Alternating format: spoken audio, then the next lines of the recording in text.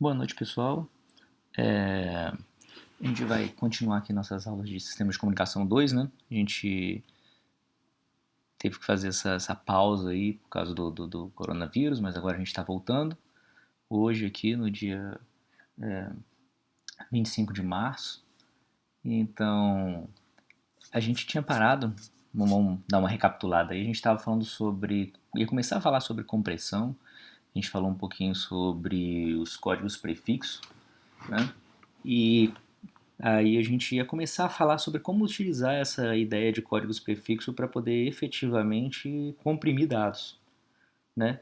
Então, relembrando um pouquinho, só para quem está aí já meio perdido e não lembra exatamente, claro que pode pegar o material e voltar e dar uma olhada lá em códigos prefixos, mas só relembrando, a gente falou isso aqui, ó, vou voltar um pouquinho aqui só para a gente falar, a gente relembrar aí o que era codificação prefixo, né? O código prefixo é aquele código, né, que nenhuma palavra código gerada é prefixo de outra palavra código. Então, sempre que eu tenho uma sequência de símbolos e quero representar ele por uma quantidade de bits lá, se cada uma das representações, ou seja, cada uma das palavras códigos, se ela não for um prefixo de nenhuma outra, ela é um código prefixo. Então, o código prefixo é aquele que nenhuma palavra código é prefixo de outra palavra código. Então, se eu olhar nesse slide aí, o código 1 é um código prefixo porque nenhuma palavra código, nenhuma das quatro, tem quatro palavras código aí, né? 0, 10, 110 e 111. Se a gente olhar, nenhuma delas é prefixo de outra palavra código. Da mesma forma, no código 2, eu posso dizer que ele não é um código prefixo, porque sim, uma palavra código é prefixo de outras palavras código, né? Então o 0 é prefixo de 01, de 011 e de 0111. Assim como o 01 é prefixo de 011 e de 0111. E o 011 é prefixo de 0111. Ou seja, eu tenho várias palavras código que são prefixo uma da outra. Basta que eu tenha uma. Se eu achar uma palavra código que já é prefixo de outra, já não é um código prefixo, certo? A gente vai trabalhar basicamente com códigos prefixos. Eu cheguei a mostrar para vocês que mesmo um código não sendo prefixo, você poderia até conseguir utilizar ele, só que ele não é tão eficiente porque ele não é um código instantâneo, né? Lembram? Eu fiz até esse exemplo no quadro lá. O código que não é prefixo, você quando vai codificar ele, beleza, funciona numa boa. Quando você vai decodificar, você também funciona, mas você sempre tem que ir um bit à frente para poder decodificar o bit anterior. Ou seja, o decodificador começa a ficar um pouquinho mais complicado, né? Eu não vou voltar nesse exemplo agora, senão a gente vai ter que retomar a aula inteira. Mas a gente chegou à conclusão que o código prefixo é o mais eficiente. É o código que é singularmente decodificável, ou seja, se você codificar de alguma forma, você não tem redundância na hora de decodificar, você sempre consegue decodificar perfeitamente e você consegue decodificar da forma mais eficiente possível, né? A gente chegou a ver como é que montava um código prefixo utilizando uma árvore binária. Na verdade, a gente até falou que tinha duas formas de representar um código prefixo, ou através de uma tabelinha, né, em que eu tenho a palavra código e a representação dela, o símbolo, desculpe, a palavra código que representava esse símbolo, ou então através de uma árvore binária. Quando eu utilizo a árvore binária, eu garanto que o código é prefixo, porque quando eu saio da raiz e vou para as folhas, né, eu só tenho uma forma de ir, né, um caminho para ir, e esse caminho eu consigo garantir que de uma folha para outra eu sempre tenho um bit aqui diferenciando, que é justamente o que garante que um código não vai ser prefixo do outro. Bom, a gente chegou a montar aqui uma árvore, algumas árvores de código prefixo, né, e isso é mais curiosidade, a gente não vai ficar montando árvores desse tipo, a gente vai montar uma árvore de uma forma um pouquinho diferente. Mas aqui eu chegava a montar uma árvore e eu vi que eu podia montar para um código prefixo uma árvore não balanceada, uma árvore mais balanceada. Perguntei até para vocês qual seria o melhor caso, árvore balanceada ou não balanceada. E a gente chegou à conclusão que na verdade depende de cada caso, né? Porque na hora que a gente está usando, quer usar a forma mais enxuta de representar uma informação, ou seja, a forma mais comprimida de representar uma informação, o que a gente comentou era que a gente tinha que usar aquele princípio básico da compressão que a gente tinha falado já desde o começo das aulas, né? Que é o seguinte, para você ter a melhor forma de representar, a melhor forma de comprimir os dados, o ideal é que símbolos que ocorram com muita frequência, você utilize sequências de bits curtas para representar esses símbolos. E símbolos que ocorram com pouca frequência, eu uso sequências mais longas. Porque se eu usar sequências mais curtas para símbolos com maior frequência, eu vou, na média, eu vou acabar ganhando, né? Porque eu vou usar uma intensidade muito grande símbolos curtos e com uma intensidade muito pequena símbolos longos. Então, na média, eu acabo tendo uma representação mais curta, né? A gente vai ver isso na prática, a gente vai ver um mecanismo de compressão que se baseia bastante nos códigos prefixos e se baseia nessa construção utilizando árvores binárias, que é o código de Huffman. O código de Huffman foi proposto por Huffman, né, como o nome já diz, e ele se baseia nesses princípios que a gente está falando aqui agora. Bom, vamos falar um pouquinho então sobre como funciona exatamente esse código de Huffman, né? Como a gente viu, é um código prefixo. E acabei de falar isso com vocês, ó, a primeira característica de um código de Huffman, eu já acabei de falar com vocês, que é as palavras códigos com maior probabilidade têm menor comprimento. E, consequentemente, as palavras código com menor probabilidade têm maior comprimento, né? E no caso, as de palavra código, as duas, vamos lá, a gente está lidando com dados binários, então é sempre duas. As duas palavras código menos prováveis têm o mesmo tamanho, sempre no código de Huffman. Então, as duas que são menos prováveis vão ter o mesmo tamanho, que vai ser o maior de todos, e elas vão diferir apenas no último bit, se é 0 ou 1, certo? Bom, eu posso comprovar matematicamente aí que se eu satisfizer as propriedades acima, eu posso dizer que o código é o mais próximo possível da entropia. A gente, na verdade, vai fazer conta e a gente vai ver se ele está próximo ou não da entropia. Né? Quando a gente acabar de ver como é que funciona o código de Huffman, a gente vai fazer um exercíciozinho. E aí eu vou pedir para vocês calcular a entropia, para vocês calcularem o comprimento médio do código, e aí a gente vai ver se eles estão próximos ou não. Né? Lembra, essa é a métrica que a gente tem para poder ver se uma compressão está de um tamanho adequado ou não está num tamanho adequado. Né? Tem uma eficiência adequada, mais do que tamanho adequado. Tem uma eficiência adequada ou a eficiência não é adequada. Tá certo? Bom, como que funciona então o código prefixo? O código de Huffman, que é um código prefixo. O título está aqui, construção de código prefixo, está errado, né? Já é codificação de Huffman. Vamos trabalhar com exemplo. O exemplo é sempre mais fácil a gente usar um exemplo aí. Vou imaginar que eu tenho uma fonte que tem 5 símbolos, A1, A2, A3, A4 e A5. E as probabilidades de ocorrência de cada um deles sejam 0,3, 0,25, 0,25, 0,1 e 0,1. Como que eu monto um código de Huffman? Né? Uma forma de representar que vai ser a forma de representar mais compacta que eu posso ter. Bom, vamos lá. Primeira coisa importante na codificação de Huffman. Eu tenho que saber quais são os meus símbolos e eu tenho que saber qual é a probabilidade de ocorrência dos meus símbolos. Tá? Então eu tenho que ter previamente conhecimento de qual é a probabilidade de ocorrência dos meus símbolos. Então, como que eu posso usar isso para comprimir um arquivo?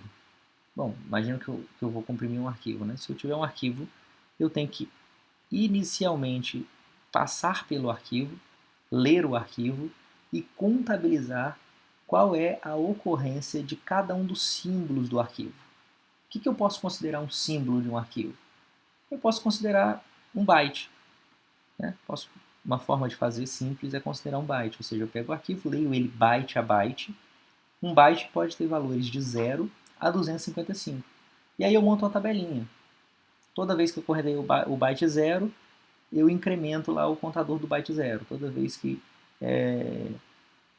ocorreu o byte 5, eu incremento o contador do byte 5. Toda vez que ocorreu o byte 200, eu incremento o contador do byte 200. No final, quando eu acabar de percorrer o arquivo todo, eu vou saber exatamente quantas vezes cada byte ocorre. Estou considerando aqui que cada byte é um símbolo. tá certo? E aí, sabendo quantas vezes um byte ocorre, eu consigo calcular facilmente a probabilidade de ocorrência desses bytes, tá certo? Porque se eu tiver, meu arquivo tiver 100 mil bytes, por exemplo, e o byte 5 ocorre 2.000 vezes, 2.000 vezes dividido por 100 mil vezes, eu vou ter 2%, 0,02, tá certo? Então eu posso fazer isso com todos os símbolos, eu vou ter a probabilidade de ocorrência de todos os símbolos depois que eu passar pelo arquivo. Aí eu vou ter que passar pelo arquivo de novo comprimido. Na verdade, antes de passar pelo arquivo de novo comprimido, eu vou montar o meu código de Huffman. Eu vou descobrir como que eu vou representar cada um dos símbolos. Como que eu faço isso? Bom, primeiro eu começo pelos dois símbolos que têm a menor probabilidade. Então, no caso do arquivo lá, logo em seguida, a primeira coisa que eu ia ter que fazer era ordenar os símbolos por probabilidade de ocorrência. E aí eu vou começar pelos dois símbolos com menor probabilidade e vou associar um bit a cada um deles. Então vamos pegar esse meu exemplo aqui, vamos esquecer o arquivo por enquanto, o arquivo eu falei só para dar um exemplo de como usar isso na prática. Vamos esquecer o arquivo por enquanto, vamos pegar esse nosso caso, que eu tenho símbolos A1, A2, A3, A4 e A5. Os dois com menor probabilidade de ocorrência, aí são o A4 e o A5. Os dois têm 0,1 de probabilidade de ocorrência. Os outros têm mais, né? 0,25, 0,3. Então vou pegar os dois aí, o 0,1. Daí, vou pegar esses dois e vou associar um bit a cada um deles. Tanto faz qual deles eu vou associar o bit 0, qual deles eu vou associar o bit 1, tá certo? E aí eu vou começar a construir uma árvore binária. E eu vou pegar esses dois bits com menor probabilidade de ocorrência e vou colocar eles como folhas da minha árvore binária. Na verdade, eu vou construir a árvore binária de trás para frente, das folhas para a raiz. Tá certo? Eu não vou construir da raiz para as folhas, vou construir das folhas para a raiz. Então, se vocês olharem a árvore binária que está desenhada aí embaixo desse slide, ela já está com A4 e A5, que tem probabilidades 0,1 e 0,1. Eu coloquei elas lá embaixo da árvore. Elas estão, cada uma delas com um bit associado. Ao A4 eu associei o bit 0, ao A5 eu associei o bit 1. E já desenho eles como, os dois como uma folha e que se unem ali num nó. E aí a probabilidade da soma, da união dos dois é 0,2. Estão acompanhando, deu para acompanhar aí na figura de baixo, né? Na árvore de baixo. 0,2 né, a união de 0,1 com mais 0,1. Tá. Então, neste momento, eu tenho 0,1, eu tenho essas duas folhas associadas, né, que vão dar a probabilidade de 0,2, e eu tenho que pegar de novo os dois símbolos com menor probabilidade de ocorrência, considerando os símbolos que eu ainda não peguei, que são A1, A2 e A3, e considerando também a união dos dois símbolos que eu já coloquei lá. Então, eu não levo mais em consideração a 4 e a 5 porque é como se eles não existissem mais, não existe mais, eu já usei eles. Mas eu tenho agora a união deles dois, que tem probabilidade de 0,2. Então, a união deles dois, que tem probabilidade de 0,2, a união deles dois é o símbolo composto, vamos dizer assim, é o símbolo de menor probabilidade de ocorrência por enquanto. Então, eu vou pegar o 0,2 mais outro símbolo que tem a menor probabilidade de ocorrência. E aí pode ser A2 ou A3. Os dois têm probabilidade de ocorrência 0,25. Posso usar qualquer um dos dois, escolher aleatoriamente. Eu escolhi o 0,3. E aí, se vocês olharem, botei lá o 0,3, associei o bit 0 a 0,3, associei o bit 1 à união de 0,4 e 0,5, né, ao ramo ali que foi a união dos dois, né, e somei essas duas probabilidades, né, 0,25 com 0,20 ficou 0,45 de probabilidade de ocorrência desse ramo conjunto aí, tá certo? A qual símbolo eu associo o bit 0 e bit 1, tanto faz, desde que eu associe bit 0 para um, bit 1 para o outro. Tanto faz qual vai ser 0 e qual vai ser 1. Então agora, o que eu tenho? Agora eu tenho que eu não usei ainda uma probabilidade conjunta aí do A3, A4 e A5, que é de 0,45. Eu tenho o bit A1, que tem probabilidade de 0,3, o bit A2, que tem probabilidade de 0,25. E aí eu vou somar os dois, de menor probabilidade de ocorrência, que é A1 e A2. Então eu vou ter aí 0,3 mais 0,25, que vai dar 0,5, tá certo? 0,55, desculpa. Então eu tenho aí 0,55, se vocês olharem aí na parte de cima, que é a soma de 0,3 mais 0,25. Associei ao 0,1 o bit 0, ao 0,2 o bit 1, né? E aí eu tenho esse ramo aí que é a união dos dois com probabilidade 0,55. Agora eu não tenho mais nenhum símbolo sobrando, tá certo? Todos os símbolos já foram utilizados. Eu tenho só dois ramos, né? Um ramo com probabilidade 0,55, o outro com 0,45.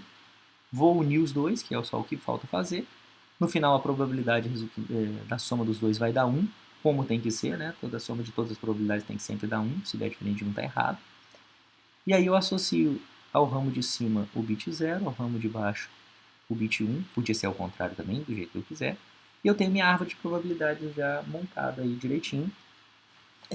E a partir daí eu posso tirar o código prefixo que eu vou utilizar para poder representar essa sequência de símbolos. Né? Então, montei a árvore, né? Lembrando então, sempre pegando os dois símbolos com menor probabilidade de ocorrência que eu tenho no momento e unindo eles e fazendo isso sucessivamente até utilizar todos os símbolos, até chegar na raiz da árvore lá que tem probabilidade 1, certo? No final das contas, como que eu sei qual código que eu vou utilizar para cada uma das palavras código?